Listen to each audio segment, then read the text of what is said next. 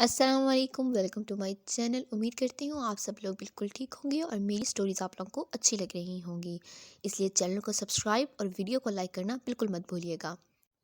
زمانہ جاہلیت میں لوگ اپنی معصوم بچیوں کو سامنے بٹھا کر قبر کھودتے تھے، پھر اس بچی کے ہاتھ میں گڑیا دے کر، اسے مٹھائی کا ٹکڑا تھما کر، اسے نیلے پیلے سرخ رنگ کے کپڑے دے کر اس قبر میں بٹھا دیتے تھے۔ بچی اسے کھیل سمجھتی تھی، وہ قبر میں کپڑوں، مٹھائی کے ٹکڑوں اور گڑیوں کے ساتھ کھیلنے لگتی تھی۔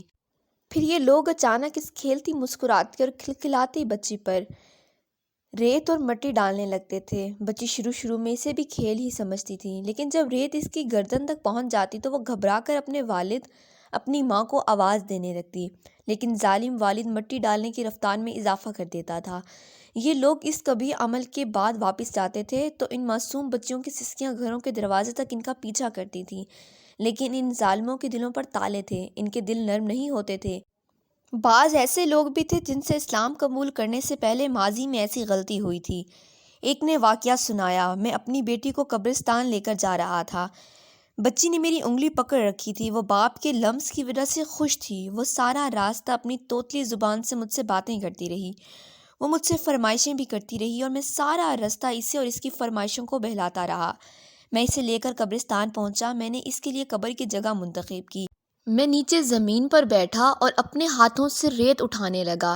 اس نے مجھے کام کرتے دیکھا تو وہ بھی اپنے کام میں لگ گئی، وہ بھی اپنے ننھے ہاتھوں سے مٹی کھودنے لگی۔ ہم دونوں باپ بیٹی ریت کھودتے رہے۔ میں نے اس دن صاف کپڑے پہن رکھے تھے، ریت کھودنے کے دوران میرے کپڑوں پر مٹی لگ گئی تھی۔ میری بیٹی نے کپڑوں پر مٹی دیکھی تو اس نے اپنے ہاتھ جھاڑے، اپنے ہاتھ اپنی قمیض کے ساتھ پونچھے اور میری قمیض سے ریت جھاڑنے لگی۔ قبر تیار ہوئی تو میں نے اسے قبر میں بٹھایا اور اس پر مٹی ڈالنا شروع کر دی۔ وہ بھی اپنے ننھے ہاتھوں سے اپنے اوپر مٹی ڈالنے لگی۔ وہ مٹی ڈالتی جاتی تھی اور کہکا لگاتی جاتی تھی اور مجھ سے فرمائشیں کرتی جاتی تھی، لیکن میں دل ہی دل میں اپنے جھوٹے خداؤں سے دعا کر رہا تھا کہ تم میری بیٹی کی قربانی قبول کر لو اور مجھے اگلے سال بیٹا دے دو۔ میں دعا کرتا رہا اور بیٹی ریت میں دفن ہوتی رہی۔ میں نے آخر میں جب اس کے سر پر مٹی ڈالنا شروع کی تو اس نے خوفزدہ نگاہوں سے میری طرف دیکھا اور مجھ سے توتلی زبان میں پوچھا، ابا، آپ پر میری جان قربان، آپ مجھے ریت میں کیوں دفن کر رہے ہیں؟ میں نے اپنے دل کو پتھر بنا لیا اور دونوں ہاتھوں سے تیزی سے قبر پر ریت پھینکنے لگا۔ میری بیٹی روتی رہی، چیختی رہی، دہائیاں دیتی رہی، لیکن میں نے اسے ریت میں زندہ دفن کر دیا۔ یہ وہ نقطہ تھا جہاں رحمت للعالمین صلی اللہ علیہ وسلم کا ضبط جواب دے گیا۔ آپ صلی اللہ علیہ وسلم کی ہچکیاں بندھ گئیں، داڑھی مبارکہ آنسوؤں سے تر ہو گئی اور آواز حلق مبارک میں گولا بن کر پھنسنے لگی۔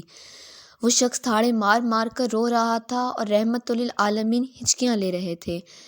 اس نے اللہ کے رسول صلی اللہ علیہ وسلم سے پوچھا، یا رسول اللہ صلی اللہ علیہ وسلم، کیا میرا یہ گناہ بھی معاف ہو جائے گا؟ رحمت للعالمین صلی اللہ علیہ وسلم کی آنکھوں سے اشکوں کی نہریں بہہ رہی تھیں۔ ہمارے معاشرے میں آج بھی بہت سے لوگ اس نقطے پر غور دیتے ہیں کہ ہمیں بیٹا ہی چاہیے، جیسا کہ کچھ دن پہلے میاں والی میں ہونے والے دل دہلا دینے والے واقعے نے ہر انسان کی آنکھ کو نم کر دیا۔ میں آپ سب سے اپیل کرتی ہوں کہ خدارا ایسی گندی سوچ کو ختم کریں، اور جب کہ اللہ تعالیٰ نے قرآن مجید میں خود ارشاد فرمایا، بیٹیاں تو رحمت ہوتی ہیں، آپ لوگوں کے لیے رحمت بنا کر بھیجی گئی ہیں، تو خدارا انہیں رحمت سمجھیں، زحمت نہیں۔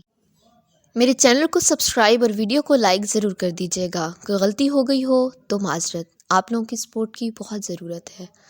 اللہ نگہبان۔